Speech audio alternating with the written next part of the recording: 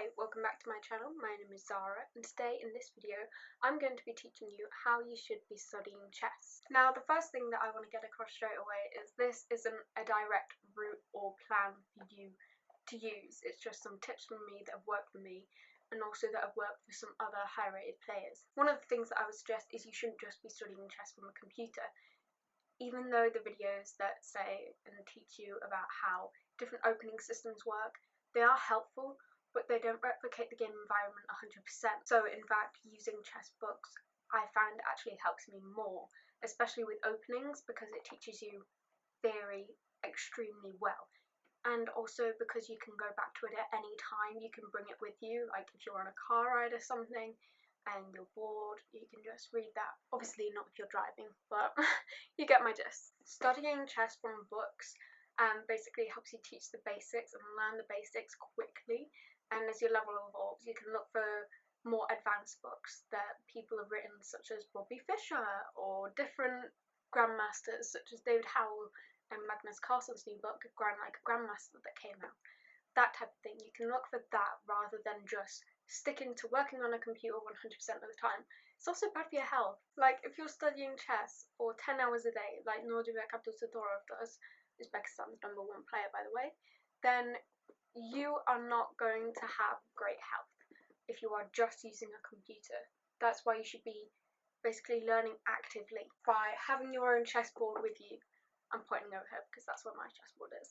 And rather than just sticking to the computer, you can use that in books to sort of maximise your learning experience. Like I said, study actively.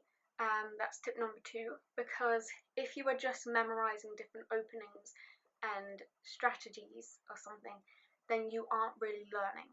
You should basically train your decision making and see how well you would do compared to the author of a book, or seeing what the computer evaluation is.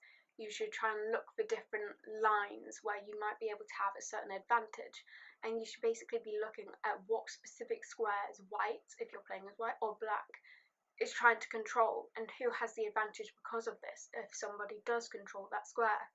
Reading and watching online chess games obviously helps a lot because you're getting into that pattern recognition that I've said in previous videos, but to play chess really well, you need to analyse these variations by yourself and see what you would have done or what somebody else would have done, and how well that would translate to actually playing over the board, or if you play online chess, playing online.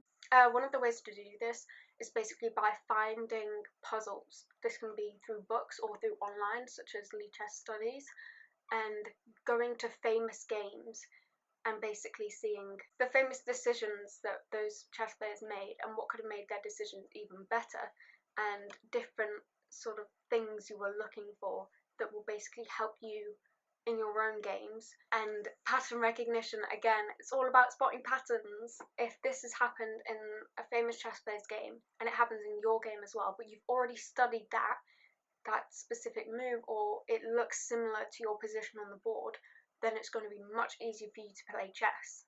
You should basically be trying to put that position on your physical chessboard and basically calculate yourself what you would do and other variations of the game that you could play and how well that would turn out in the game. You can do this to start with by physically moving the pieces, but I also find it really important to do this by not moving the pieces at all, because then you get used to, especially if you want to play over the board in the future, or you do currently play over the board, you basically train yourself to be able to visualise the board better in your head and sort of calculate in your head without actually physically moving pieces or drawing arrows or something on chess.com or Lichess. And then when you finally decide your move, I tend to write it down and then check what the engine or the book suggests and what's the best possible move in that situation. That's what works for me anyway. So tip number 3 is train your calculation a lot. And calculation is basically you trying to see moves into the future to see what the best possible move is for you. And you need to do this by not only deciding the best move for you, but the best move that your opponent responds with. You also need to be able to evaluate positions accurately.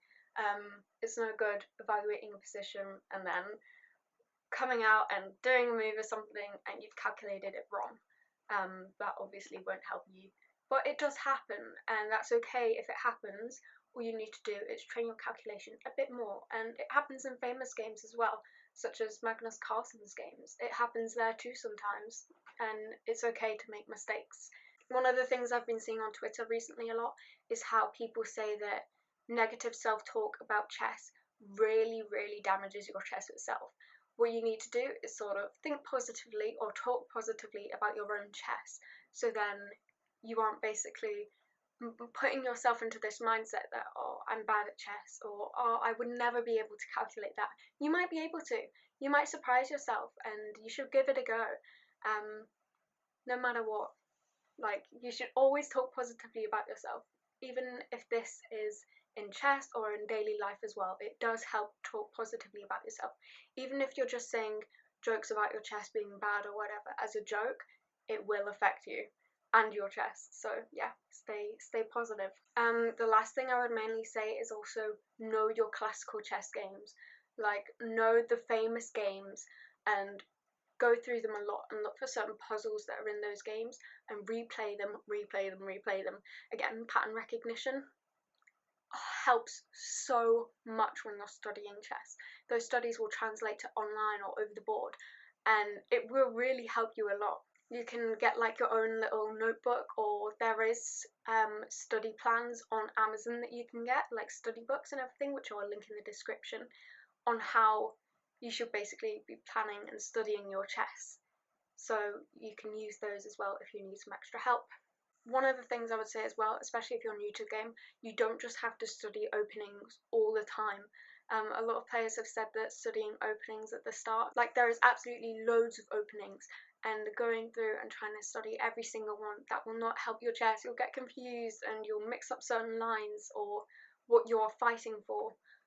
So if you pick one or two or three openings and sort of study them to death, basically, and know them inside out, then that's perfect. And then instead of studying just openings, study your end games. Those are absolutely vital in your chess, and it will help you a lot to study your end games. Like everyone says, Magnus Carlsen, for example, is the end games like master.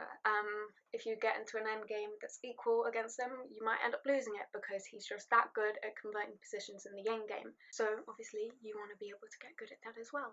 I hope that helped anyone who was watching this video. If you liked the video, then leave me a thumbs up or a comment down below, subscribe, and comment a video that you might want to see. My social media is also in the description, so you can follow me on Twitter or on Instagram as well, or both, I don't mind. And I will see you guys in the next video. Bye!